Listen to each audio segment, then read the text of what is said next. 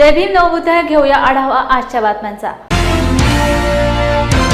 दिल्ली विद्यापीठाअंतर्गत कायदा विभागाच्या अभ्यासक्रमात मनुस्मृतीचा समावेश करण्याचा प्रस्ताव कुलगुरू डॉक्टर योगेश सिंग यांनी फेटाळला आहे। या संदर्भात मोठ्या प्रमाणात झालेल्या टीकेनंतर हा निर्णय घेण्यात आलाय। केंद्रीय शिक्षण मंत्री धर्मेंद्र प्रधान यांनी याबाबत माहिती दिली। त्यानंतर केंद्रीय मंत्री प्रधान यांनी यावर खुलासा केला। ते म्हणाले, काही प्राध्यापकांनी हा प्रस्ताव सादर केला होता, पण कुलगुरूंनी हा प्रस्ताव फेटाळला आहे। Manusmriti will be part of law faculty course. I have inquired. I have talked to Delhi University Vice Chancellor, and he assured me some law faculty member have proposed some changes in their jurisprudence chapter. But when the proposal came to in front of Delhi University administration, today, in fact, today there is a academic council meeting. There is no endorsement of any such proposal in the proper authentic body of academic council. Yesterday only, Vice Chancellor rejected that proposal. We all are committed to our constitution. We all are committed to our futuristic look, futuristic approach. Government is committed to uphold the true spirit and the letter of constitution. There is no question arising to include any controversial portion of any script.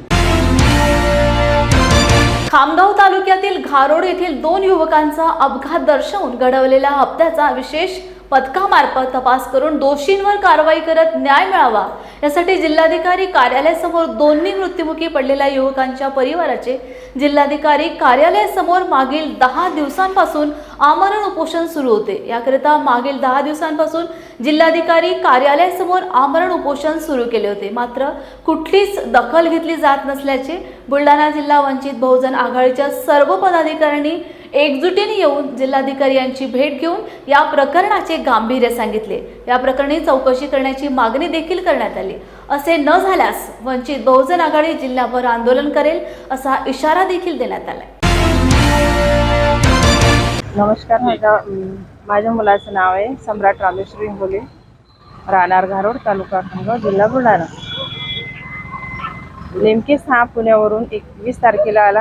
20 तारखेपासून बसला, 21 तारखेला आला। 22 तारखेला अचानकच संडासने बाहेर जात असताना त्याचा घात झाला का अपघात झाला हा आम्हाला काही दिसून येत नाही आहे। प्रशासन आम्हाला उगावरून उत्तर देत असल्याच्यानं आम्ही उपोषणाला बसलेलो आहोत। आम्हाला संशयास्पदी जी घटनास्थळी जी घटना झालेली आहे त्या घटनेवर वीट चालक आहे का मालक आहे त्याच्यावर कायदेशीर कारवाई करण्यात यावी, पाहिजे तसा तपास करण्यात यावा असं आमचं आव्हान आहे। 22 मेला घारोड येथील 2 तरुण सम्राट इंगोले आणि अजय इंगोले यांचा अपघात किंवा घातपात झालेला आहे आणि त्यामध्ये त्यांचा मृत्यू झाला। या प्रकरणाचा जो तपास आहे तो हिवरखेड पोलीस स्टेशनच्या माध्यमातून सुरू होता। तिथले जे ठाणेदार होते त्यांना या संबंध प्रकरणाच्या बद्दल माहिती देण्यात आली। अपघात हा घातपात असू शकते अशी शंका सुद्धा त्या ठिकाणी व्यक्त आम्ही केली आणि जिथे ही घटना घडली तिथे अनेक संशयास्पद गोष्टी त्या ठिकाणी आढळल्या होत्या। अपघात झाला, परंतु मयत ते 2 तरुणांची मोटरसायकल स्टँडवर उभी होती। त्याचा मोबाईल त्या ठिकाणी कोणीतरी नेला आणि त्यातून त्यांनी संभाषण केलं। विटा त्या ठिकाणी पडलेल्या होत्या, म्हणजे ते कुठलं तरी विटा भट्ट्याचं ट्रॅक्टर होतं। ह्या सगळ्या गोष्टी आम्ही ठाणेदारांना सांगितल्यानंतरही संबंधित ठाणेदारांनी त्या चौकशीमध्ये अजिबात काही केलं नाही आणि ते प्रकरण थंड बस्त्यात ठेवून एक प्रकारे जे कोणी याच्यामधले आरोपी असतील घातपात घडवून आणणारे, एकूण त्या आरोपींना वाचवण्याचा हा सगळा प्रकार ठाणेदार त्या ठिकाणी करीत आहे।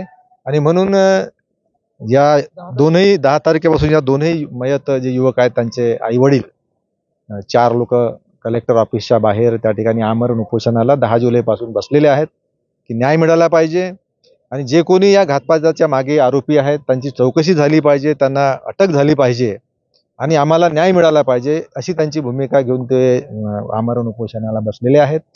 त्याच संबंधाने वंचित बहुजन आघाडीचे जिल्हा टीम संपूर्ण जिल्ह्याचे आमचे जिल्हाध्यक्ष, जिल्हा समन्वयक आणि इतर सर्व पदाधिकारी माननीय कलेक्टर साहेबांना हे निवेदन घेऊन आम्ही त्यांच्यासोबत ही चर्चा केली की याच्या पाठीमागे जे कोणी लोक असतील त्याची इत्यंभूत चौकशी होऊन न्याय मिळाला पाहिजे असं आम्ही त्या ठिकाणी सांगितलं. आणि याउपरही जर याच्यावरती काही समाधानकारक जर कृती केल्या गेली नाही तपास अधिकाऱ्याकडनं, तर मग वंचित बहुजन आघाडी संबंध जिल्ह्यामध्ये या प्रकरणाला घेऊन आंदोलन करणार आणि मग त्याला संबंधित जे ठाणेदार आहेत ते जबाबदार असतात. अमरावतीत मुख्यमंत्री माझी लाडकी बहीण योजनेसाठी शहरात 2 मदत कक्ष तयार करण्यात आले. या ठिकाणी 24 तास मदतीची सुविधा उपलब्ध आहे. माझी लाडकी बहीण योजनेसाठी 60,000 महिलांच्या अर्जांची नोंदणी झाली आहे. कैलाश घोडके, उपमुख्य कार्यकारी अधिकारी महिला व बाल विकास विभाग, जिल्हा परिषद अमरावती. मुख्यमंत्री माझी लाडकी बहीण योजना ही महाराष्ट्र शासनाची अतिशय महत्त्वाकांक्षी अशी योजना सुरू झालेली आहे. या योजनेमध्ये आपलं नाव नोंदवण्यासाठी, आपला अर्ज भरण्यासाठी लाभार्थी उत्सुक आहेत आणि लाभार्थी ठिकठिकाणी जाऊन आपला अर्जसुद्धा नोंदवत आहेत.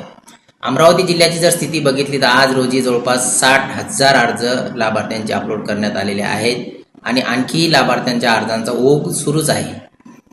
लाभार्थ्यांना ही योजना सुरू होऊन किंवा काही लाभार्थी अर्ज करून सुद्धा या योजनेबाबत किंवा प्रमाणपत्राच्या बाबत काही अडचणी आहेत, काही शंका आहेत.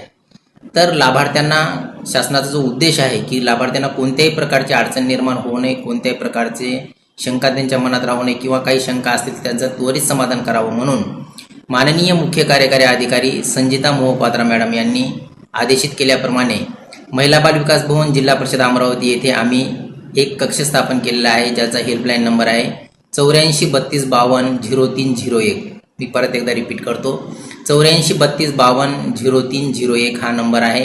या नंबरवर तुम्ही 24 आवर कधीही कॉल करू शकता. आमचे तज्ज्ञ कर्मचारी तुम्हाला मार्गदर्शन करण्यासाठी तत्पर तुमच्या सेवेत उपलब्ध आहेत. तर आपल्याला मुख्यमंत्री माझी लाडकी बहीण योजना या योजनेच्या बाबतीत कोणतीही शंका असेल, कागदपत्रांच्या बाबतीत असेल, नाव नोंदवण्याच्या बाबतीत असेल किंवा इतर कोणतीही शंका असेल तर आपण परत एकदा मी सांगतो 8432520301 या नंबरवर, मराठी सांगतो 84 32 52 0301 या नंबरवर आपण संपर्क करू शकता आणि आपली शंकेचं समाधान करू शकता. जास्तीत जास्त लाभार्थ्यांनी या योजनेमध्ये आपलं नाव नोंदवावं असं मी परत एकदा आपल्या सर्वांना नम्र आवाहन करतो.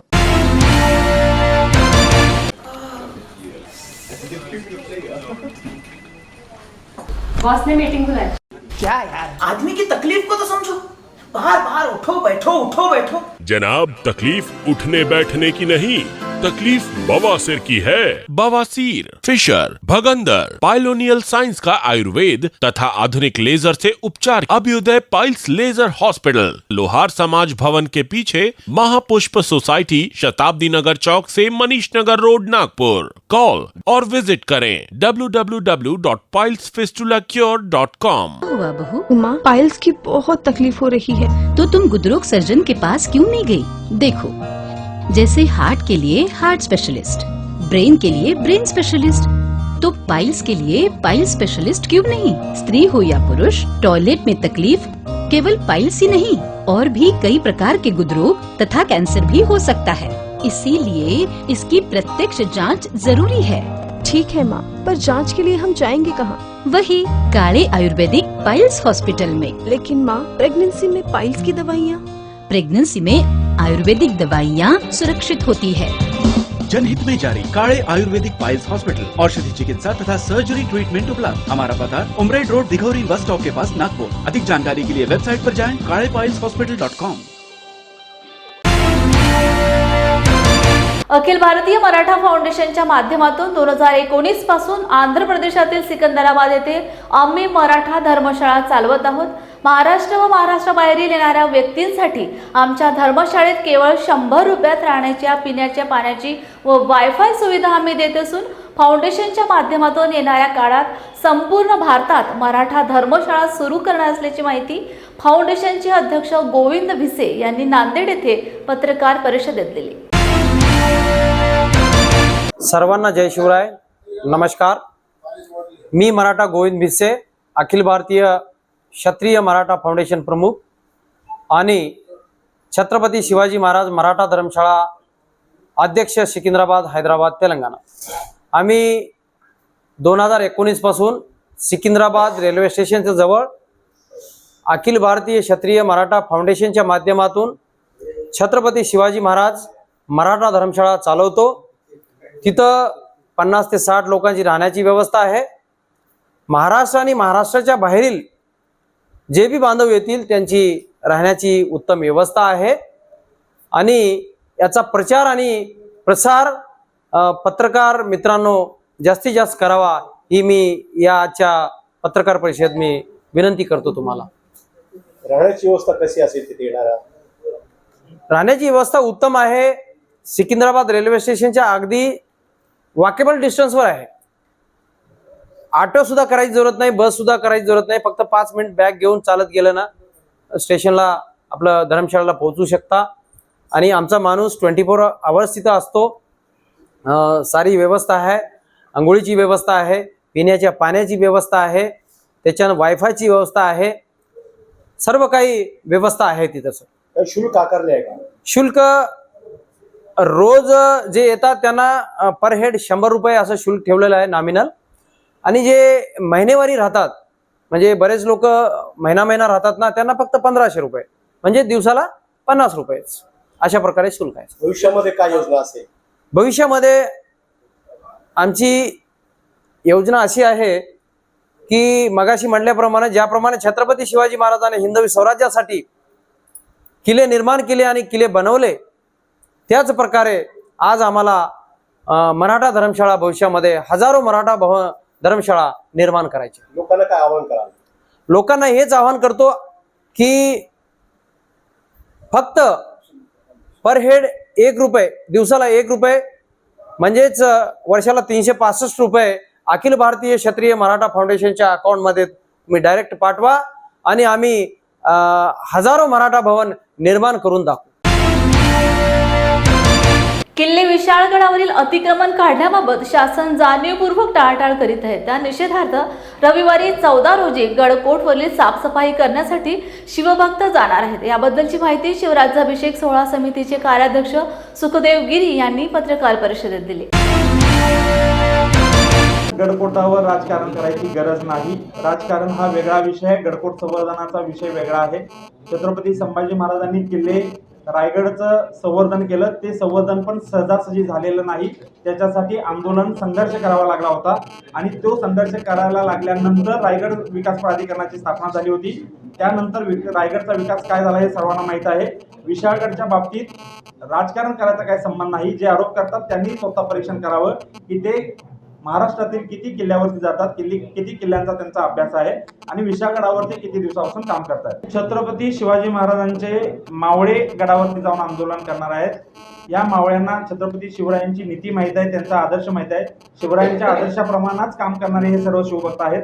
त्यामुळे गडावरती कुठलाही कायदा आणि सुव्यवस्थेचा प्रश्न निर्माण होणार नाही आणि तशी परिस्थिती येणार नाही। मनाबाबत गेल्या 2 वर्षापासून प्रशासन काय कारवाई करते याची आम्ही प्रतीक्षा करत होतो, परंतु गेल्या 2 वर्षात प्रशासनानं दिलेलं आश्वासन पाळलेलं नाही।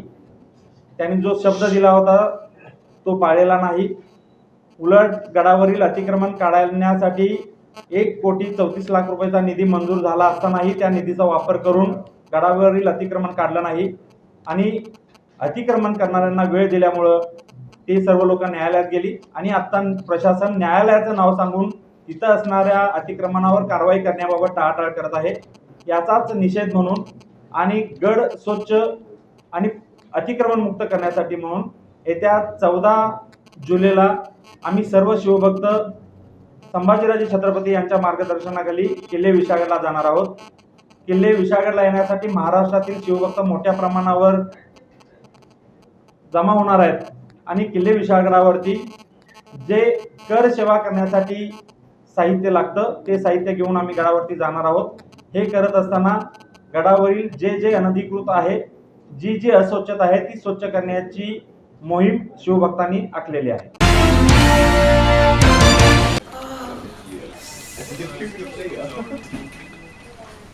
बॉस ने मीटिंग बुलाई। क्या यार, आदमी की तकलीफ को तो समझो।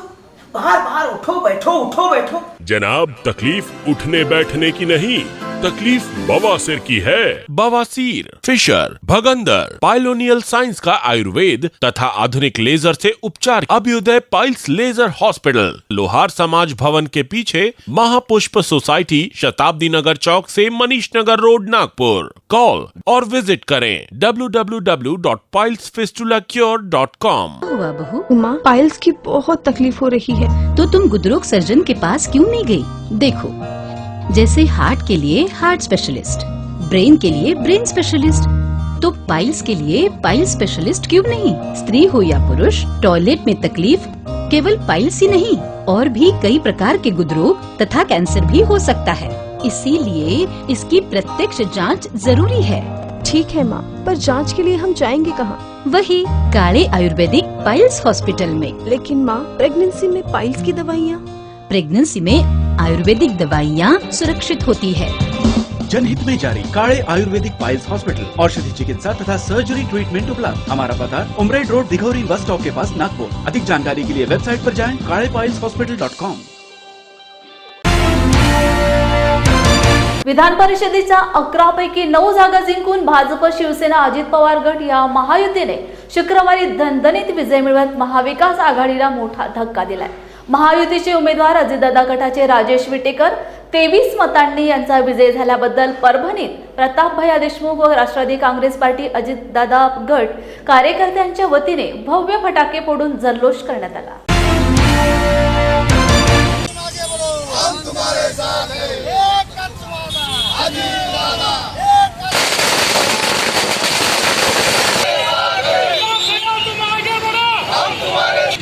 कोटा नसतानाही दोन्ही उमेदवार निवडून आणू शकतात, हे फक्त काम महाराष्ट्रात जर कोणी करू शकते तर त्याचं नाव आहे अजितदादा पवार।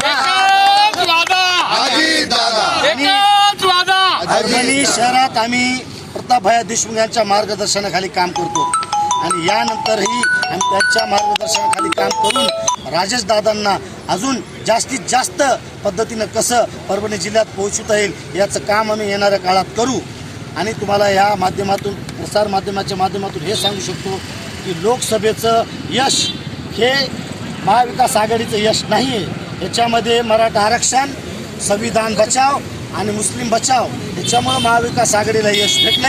त्यांनी जास्त हुरळून जाण्याचं काम नाही। येणाऱ्या काळामध्ये विधानसभेत कळल। राजेश दादा विटेकर साहब जो है तो विधान परिषद के आमदार हो चुके हैं।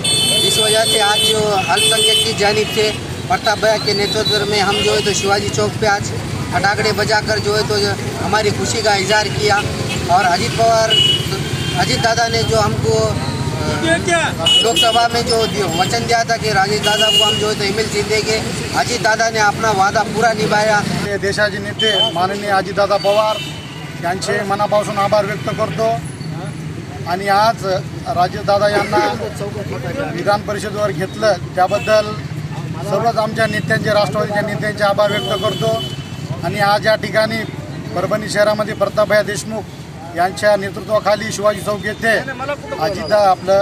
राजेशदादा विटेकर यांना आमदारकी भेटल्याबद्दल आम्ही सर्व राष्ट्रवादी काँग्रेस पार्टीच्या वतीने आनंद उत्सव साजरा केला। अजितदादा पवार यांनी जो शब्द दिला होता तो त्यांनी पूर्ण केला आणि राजेशदादा विटेकर यांना विधान परिषदेवर आमदार म्हणून निवडून आणले। आणि त्यानुसार आम्ही राष्ट्रवादी काँग्रेसची सर्व टीम, सर्व सेलचे अध्यक्ष यांनी इथं आनंदोत्सव साजरा करत आहोत।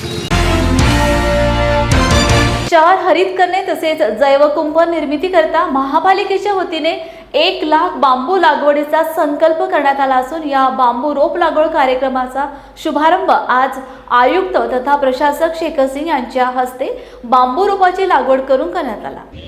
भारताचा सुजाण नागरिक शपथ घेतो की मी या भारत मातेला, या वसुंधरेला स्वच्छ व सुंदर ठेवण्यासाठी प्रयत्न करीन। या वसुंधरेला, या पर्यावरणाला माझ्यापासून कोणतीही हानी होणार नाही याची दक्षता घेईन। लोकसभा निवडणुकीनंतर राज्य सरकारने आता विधानसभा निवडणुकीच्या पार्श्वभूमीवर विविध घोषणांचा सपाटा लावलाय। लाडकी बहीण योजना, विद्यार्थिनींना 100% फी माफी या योजना निश्चितच चांगल्या आहेत. मात्र सरकारच्या अर्थसंकल्पात या योजनांसाठी तरतूद न करताना अर्थसंकल्पानंतर सरकार अशा घोषणा जाहीर करत असल्याने भविष्यात या योजनांची शाश्वती देता येत नाही, अशी टीका राष्ट्रवादी काँग्रेस शरदचंद्र पवार गट पक्षाचे अध्यक्ष खासदार शरद पवार यांनी केली.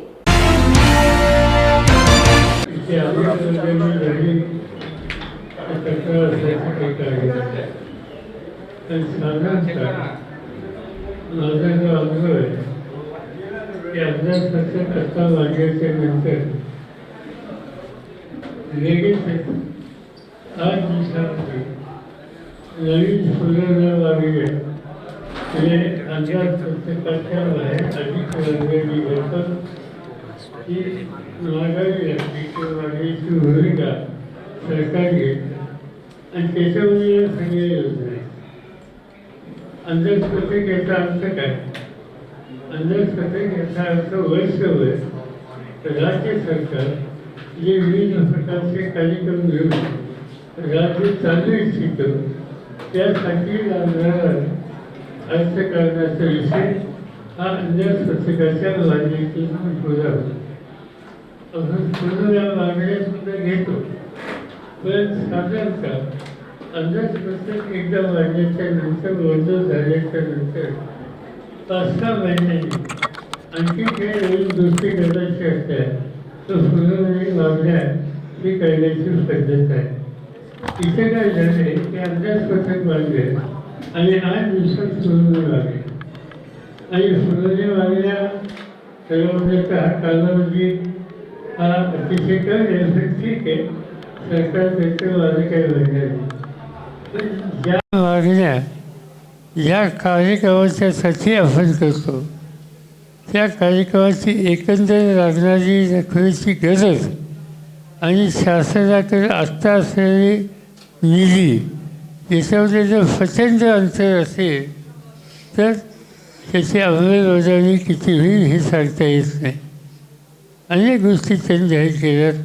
मुलींचं वरचं शिक्षण हे सगळं मोफत केलं, चांगली गोष्ट आहे, पण मला शैक्षणिक संस्थांची चिंता आहे. कारण मोफत शिक्षणाचा सगळा खर्च सरकार देणार हे सरकारने जाहीर केलं आणि आत्ताच यक्षगान मान्यांच्या संस्थेमध्ये आपल्याला अनुभव आहे की पाठीमागच्या 2-2 वर्षाचं देणं त्यांचं अनुदान हे अद्याप आलं नाही. आता या लहानशा संस्थेमध्ये 2 वर्ष अनुदान द्यायला सरकारला उशीर होतो, तर संबंध राज्यामध्ये सगळ्या मुलींच्या शिक्षणाच्या संबंधीचं जे खर्च आहे ते वेळेवर का नाही याची शंका आहे आणि तो नाही मिळाला तर शैक्षणिक संस्था चालवणं हे अत्यंत होत बसेल. पण या सगळ्या गोष्टी जाहीर केल्यात असं बघूया काय काय त्याच्यात होते. दुपारी त्यांनी घोषणा केली, रात्री GR काढतात, त्यामुळे महिलांची गर्दी झाली आणि आता परत त्यांनी नियम बदलला आहे, त्याबाबत काय म्हणाल आपण? असं आहे की गर्दी होणारच. माझं तर सगळ्या महिलांना किंवा सामाजिक जीवनात काम करणाऱ्या सगळ्यांना आव्हान आहे की या महिलांना योग्य मार्गदर्शन करा, त्यांना फॉर्म त्यांचा भरून द्या, त्यांना त्या केंद्रावर घेऊन जा आणि त्यांचा फॉर्म सादर करा. समाजातल्या सार्वजनिक जीवनात काम करणाऱ्या सगळ्या घटकांनी हे काम पुढच्या 10 दिवसात करावं की या सगळ्या महिलांचे फॉर्म भरून सरकारकडे दाखल केलं. जय भीम इंडियाच्या बातमीपत्रात वेळ झाली आहे इथेच थांबण्याची. पुन्हा भेटूया ताज्या घडामोडी घेऊन. जय भीम.